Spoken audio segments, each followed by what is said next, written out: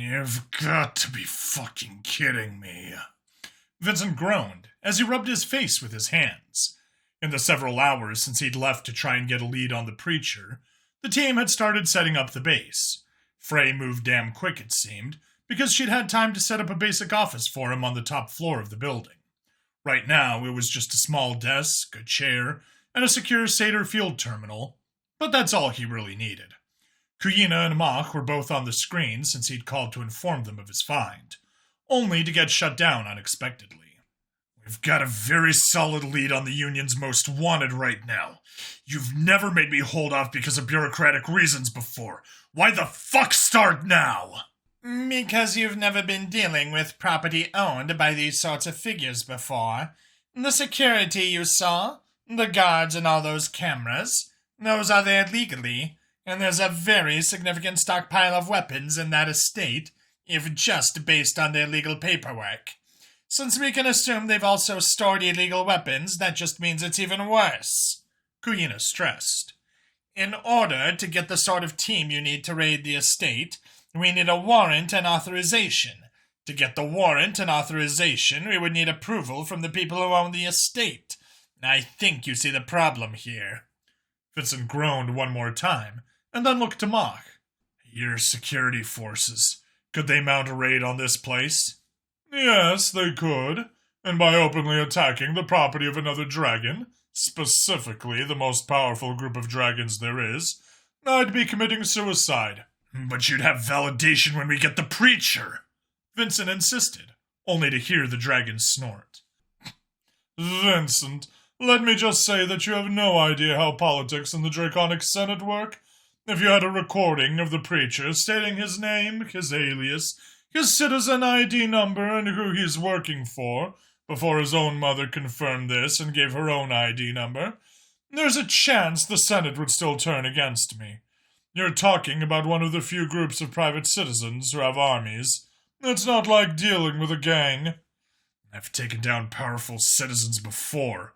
Vincent tried again. Private citizens with power, but no army. There's a very different dynamic when you try and arrest someone who has a significant armed presence and might resist arrest, Mach countered. Vincent sighed and ran a hand over his face once more. Do you want to give me a sniper rifle and I'll just camp out on top of the library and pray he looks out the window? The fuck do you guys want me to do? Kuyina, you told me in front of the entire council that this was my biggest priority. Now you're telling me that we can't get the fucker?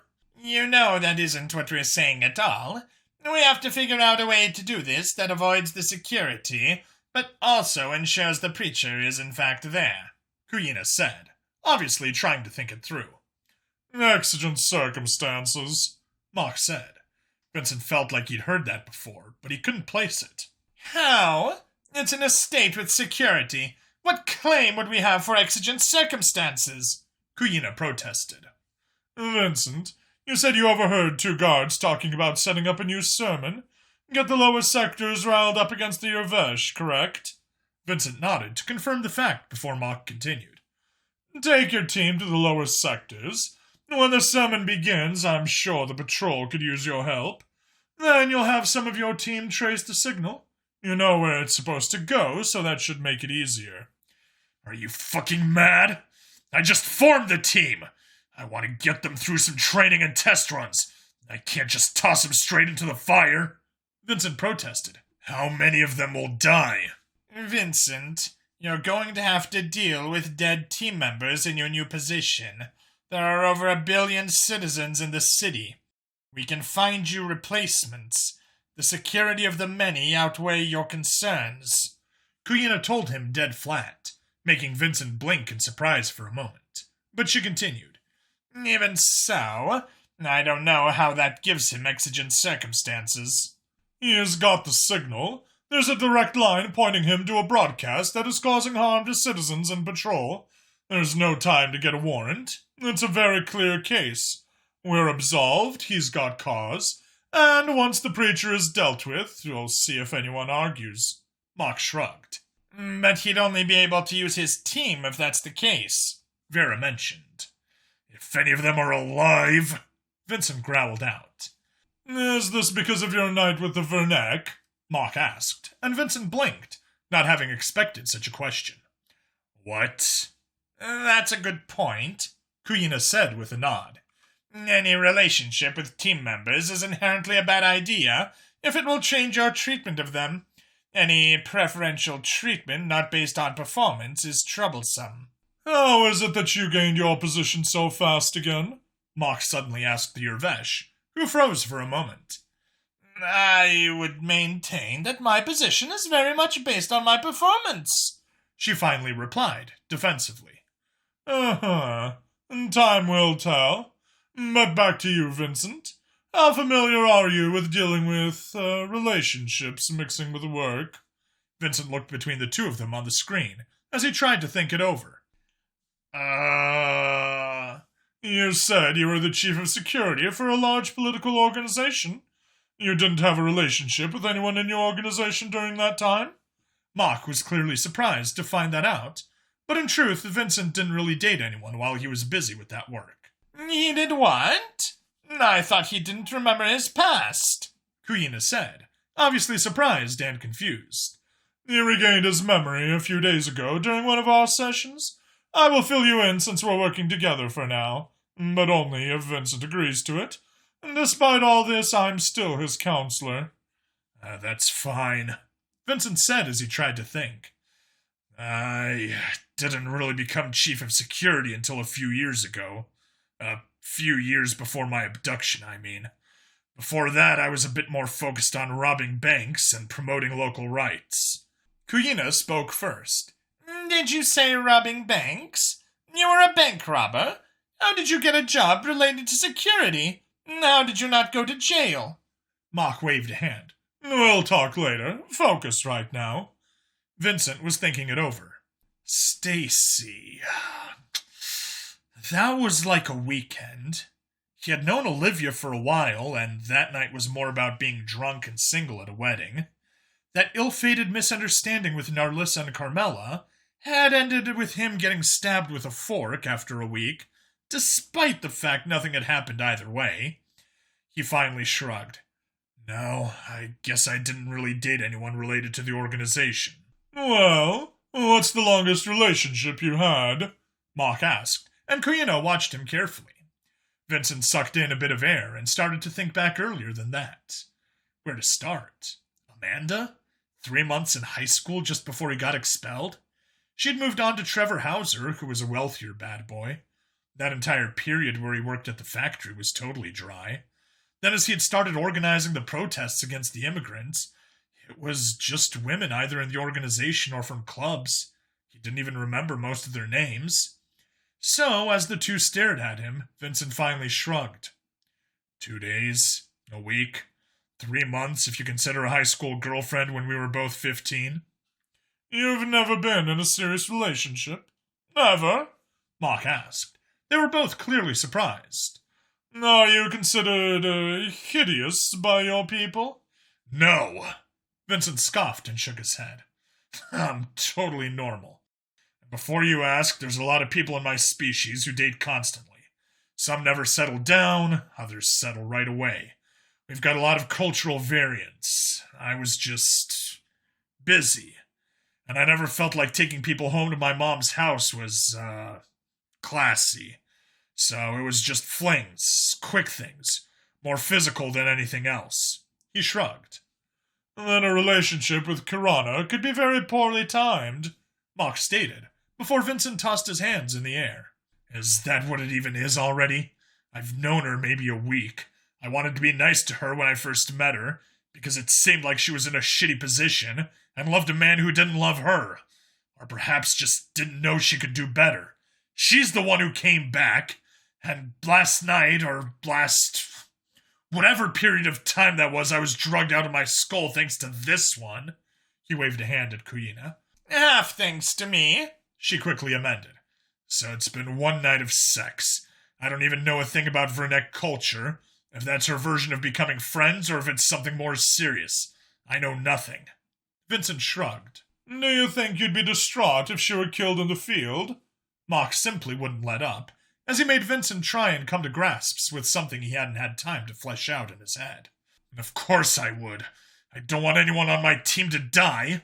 Except me, because really, who gives a shit? But I've just met them, and they're volunteers who are trying to improve their own city. Why would I want to see them hurt? Vincent groaned and leaned forward, elbows on his knees as he buried his head in his hands, and just tried to think. To their credit, Kuyin and Amak, who obviously had experience in this sort of thing, just gave him time to think it over. Finally, Vincent sighed and leaned back in his chair.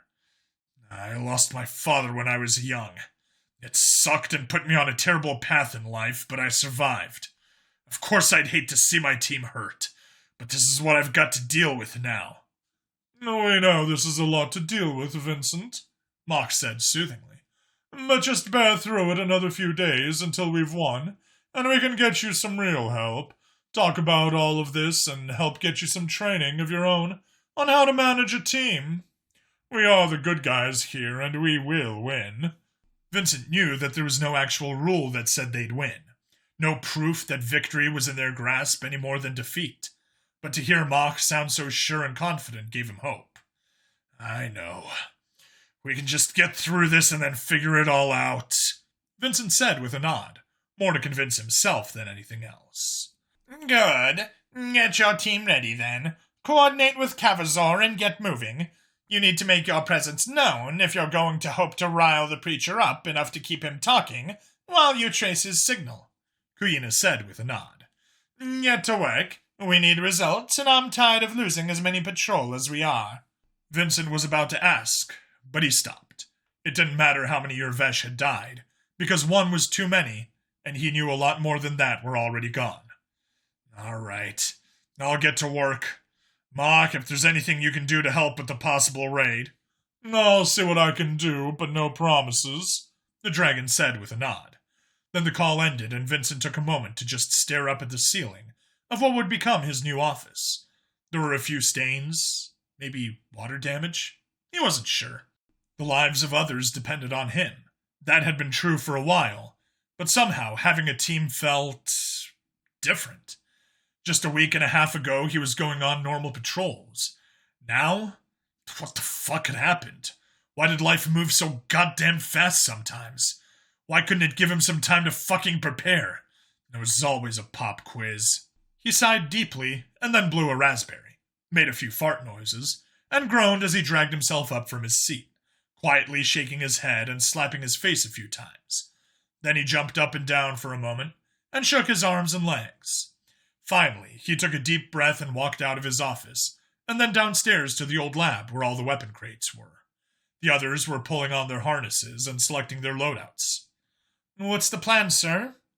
He looked to his left and found Frey leaning against the wall, prepped and ready. She was in a satyr suit of silver armor, obviously provided by Mach. She'd touched it up, however, and one shoulder was marked with a blue star. On the back, the armor said, P-Ox. He nodded at that. What's that? Frey tried to look at her own back for a second. Patrol auxiliary. Vincent chuckled and pronounced it. Pox. A pox on your house. Something from your culture? The satyr asked. Sort of means you're cursing someone. Vincent shrugged. Whatever. All right, everyone gather up. He called out, and the team formed a semicircle facing him. They were almost all in ill-fitting gear, since the only units in the Union that seemed to have specific made gear were either Yervesh or Satyr. So Frey and Harmacad were set, but everyone else was trying to make do. We aren't raiding the Preacher's estate just yet. We've got to go down to the lower sectors and help out patrol while we trace the signal. Then we'll see. He took the time to examine their faces. Aside from Harmacad and Frey, who had masks of course, they looked eager. They looked excited. He thought about what to say for a moment, and decided to try and ground things. This is going to be dangerous as hell. You haven't trained as a group, or perhaps at all, so this is going to be a learning experience for all of us. I've got lead, then Frey, then Harmacad. So, follow the chain of command, or I'll get rid of you in a heartbeat. If you're wondering just what that means, then don't fucking test me. I don't need any heroes today. I need people working together and following orders. For all intents, the lower sectors are to be considered hostile territory. Keep your eyes open and be alert. But for fuck's sake, Don't fire unless one of us tells you to. He pointed to Frey and Harmacad. He paused and looked around. Any questions? What's her name? He looked down at Jib, who had basically just strapped a variety of explosives to the smallest harness they had. Our name? Vincent asked, unsure what he meant. It's bad. Very bad for a unit to fight together without a name. He nodded. How many are there? 13? 14 if you count yourself, Frey said, but Vincent shook his head. I've already got a number. We'll call you guys the Lucky 13. Lucky 13? Harmacad asked. Yeah. In my culture, 13 is considered really unlucky. It brings bad omens, and you guys are classified as Patrol Auxiliary, which is written P-Ox, and I think that sounds a lot like Pox. So just bad things all around. So, I figure with so many unlucky signs, and our very first mission together being exceptionally dangerous, we have to be lucky. He grinned, and the assembled group nervously laughed. He looked the group over and tried to divide people evenly. Luns, Hans, you're with Harmacad. The two Ortilians nodded at the Yervesh. Tishna, Porstiv, you're with Frey. The Yermani nodded. Rensk, Burge. Shit, I can't really split you up. Go with Frey as well. Jib, you stick to Harmacad. Karana? He noticed the Vernek woman had found a much more professional set of medical gear for the team. You stay with me when no one is hurt. Otherwise, you tend to whoever you need to. I'll move where needed. Where are our pilots?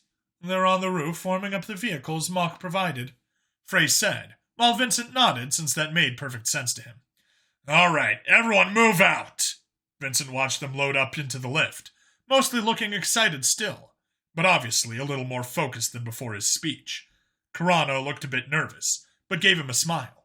He pulled his mask on and then grabbed the new weapon Mock had made for him last time. The submachine gun would come in handy for sure. The lift looked pretty full, but he saw a little more room and stepped on. He was the last into the lift and hit the button to move them up to the roof, and saw the two vehicles waiting for them. Vincent had expected nothing more than normal patrol craft, but instead what he saw looked like two black sharks. The gills were some sort of thruster, the fins were loaded with weapons, and the sleek black design just looked menacing as hell. How the fuck are these? Oh, special hierarchy attacked recon kit craft. They're kind of crap. No one likes them. Frey shrugged. What the fuck? They're called sharks and they look like evil fucking sharks, and you're telling me no one likes them? Vincent obviously couldn't believe it. Sharks? Frey asked. You know, world sharks, but tiny. Vincent suggested, wondering if there were non-world sharks out there in the Union.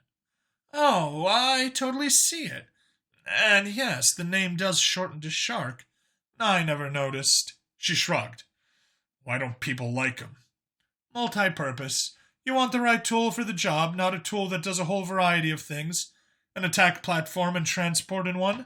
She shook her head disapprovingly, but Vincent laughed. I fucking love multi-purpose. We're headed into unknown territory. Do you bring a pair of scissors, a cleaver, bread knife, and an axe? Or do you just give people a big knife and tell them to make it work? This will be great for us. All right, teams, move it! He then barked, waving everyone forward as each squad boarded their chosen shark. He wondered if Mach had selected these on purpose just for him. He'd have to ask. Finally, he tapped his mask to do a comm check. Frey, what's your call sign? Mama Bull check. Mama Bull? I've got fucking horns, don't I? She asked, which made Vincent laugh. All right. Harmacad, call sign? Call sign, Detective ID number 5538692. That's not a fucking call sign. Vincent sighed. Until I figure out something better, I'm just going to call you Joker. Joker? I don't see the connection. I don't believe in jocularity while on patrol. It breeds familiarity. He said that as if familiarity was a plague. Yeah, that totally fits, Frey said with a nod. I see it. Okay, what are you two not telling me? Clearly I'm not privy to some sort of crucial information. The Yervesh huffed. Karana, can you hear me? He tried next. Loud and clear, affirmative. Her nervousness made Vincent chuckle. We'll work on proper comm chatter later. Don't worry about that stuff right now. Call sign. I don't know. Doc? Too generic. Besides, you're not a doctor. Nah, I got it. Witch doctor. What? She asked with a frown, having no idea what it meant, it seemed. That's what we call spirit healers where I'm from. They practice voodoo. Her blank look reminded him she'd have no idea what that meant. Nah, it's this sort of tribal, primal magic, and they communicate with the dead through dancing. It's perfect. Okay. Witch doctor check? She agreed to his call sign now that he'd explained it. Great. Pilots? They were up next, he figured. Bird 1, check. Bird 2, check. Vincent didn't know which pilot was which, but either way, he didn't like it. No. Fuck that. No birds. What? But we are birds. That was Bird 1. And we're flying, aren't we? Bird 2. These are called sharks. You're Shark 1 and Shark 2. I want aggressive thoughts, aggressive mentality. Eagles, falcons, hawks, those all hunt and kill and shit. Birds just fly around and sing pop tunes while shitting on statues. Sharks fucking eat people. Do you hear me? Sharks, aggressive, badass. You two aren't smugglers anymore. You're taking killers into the shit. So what are you? Shark 1. Shark 2. Much fucking better. Alright, who's next? Handler, can you hear me? Now reading you loud and clear, Creature 88. No, call signs, and not shade. Call me Phoenix. Phoenix, I've got you loud and clear. I have vitals for your team, adding call sign information to those listed. We'll reserve names on those without comms for now. Phoenix, change to command-only channel. Vincent was a little surprised, but switched his frequency. What's up, Handler? I don't like this one bit. It makes me nervous. I know what you mean. Throwing the team straight into action without any training, this could get ugly really fast. What? Oh, yes, that's pretty bad too. Vincent frowned as he realized Cavazor had been talking about something else. Why? What did you mean? This is a plan to create exigent circumstances. While it's unclear if any specific action is breaking the letter of the law, it's very clear we're breaking the spirit of the law. You aren't supposed to be able to create exigent circumstances. What? That's what you're worried about? There's 100% chance people are going to die soon, Handler. Us or them is all that we need to determine, and how many. Why is that what you're worried about? Because I'm your Vesh. I believe in the law. I want to uphold it. This all makes me nervous. Handler, who do you think is breaking the spirit of the law more? The people trying to bend some laws about warrants, or the people funding and protecting a felon who's actively inciting riots and violence against patrol? That's a very slippery slope, Phoenix. If we rationalize bending laws for even good reasons, then how long before we're breaking them for good reasons? Once we're done that, how long until we bend them for bad reasons? Vincent could tell Cavazor was taking this very seriously. Handler, this is a shitty situation. Very shitty. We need to get through it, though, and set everything back to normal. Then we can go back to hunting normal, unorganized criminals, and maybe even have days where I'm not needed to fight crime. Doesn't that sound like a good idea, buddy? Let's just get through this, survive today so we can fix tomorrow. Cavazor sighed. Understood, Phoenix. I just don't like extreme situations. They make me ask uncomfortable questions. I read you, Handler. Loud and fucking clear. How close are we? You're approaching designated operations zone now. Vincent grabbed the hand strap tight and leaned out the side of the shark, hearing the rest of the team who could see him gasp and obviously get worried. He saw a crowd of people banging on the doors of some sort of civic building. When they got closer, he saw it was a fire station. The fuckers were attacking a fire station? Who the fuck attacked firefighters? He switched back to the team channel. Sharks, bring us in low. Low as you feel comfortable, and swing around before dropping us off in front of the station. What? There's nowhere to drop you off. Shark 1. There will be, he promised. The pilots were quiet as they swooped in low just over the crowd.